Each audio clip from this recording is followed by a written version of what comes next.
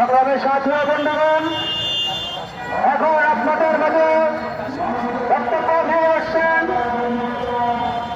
আজকের প্রধান অতিথি প্রগতিশীল জনতাদল বিএনপি সংগ্রামী চেয়ারম্যান ফিরোজ মোহাম্মদ লিটন সাহেব।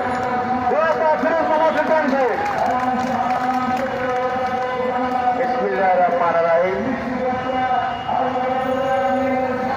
প্রগতিশীল জাতীয়তাবাদী দল বিএনপি ঢাকা মহানগরী কর্তৃক আয়োজিত আজকে এই সমাবেশ শহরের সম্মানিত সভাপতি, উপস্থিত প্রগতিশীল জাতীয়তাবাদী দলের জাতীয় নেতৃবৃন্দ, আগত ভাই বোনেরা, সাংবাদিক বন্ধুগণ, আসসালামু আলাইকুম। আজ 7ই ডিসেম্বর, গতকাল 16 ডিসেম্বর মহান বিজয় দিবস উদযাপন হয়েছে। তারই ধারাবাহিকতায় আজকে প্রগতিশীল জাতীয়তাবাদী দল বিএনপি একটি বিজয়ের আয়োজন করেছে।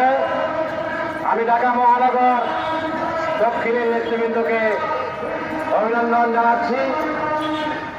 তারা আজকের এই আয়োজন করার জন্য আমার হৃদয়ের অন্তরস্থল থেকে তাদেরকে আমি সংগ্রামী অভিনন্দন জানাচ্ছি। সংগ্রামী ভাইয়েরা আমার, আপনারা জানেন 1971 সালের মুক্তিযুদ্ধে আমার দেশের 30 লক্ষ প্রাণ বিসর্জন দিতে হয়েছিল।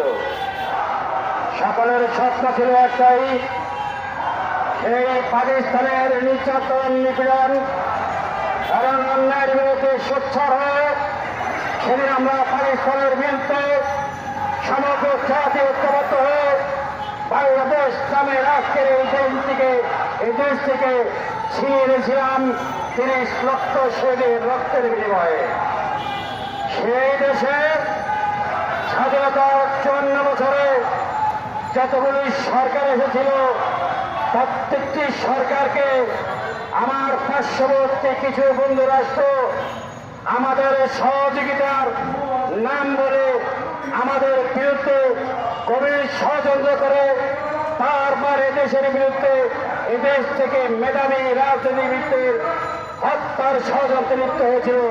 এবং তাদের স্বার্থের জন্য তারা এমন কোনো কাজ করে নাই যা তাদের স্বার্থের বাইরে গেছে। তারা সব সময় এই দেশের বিরুদ্ধে ষড়যন্ত্র করেছে।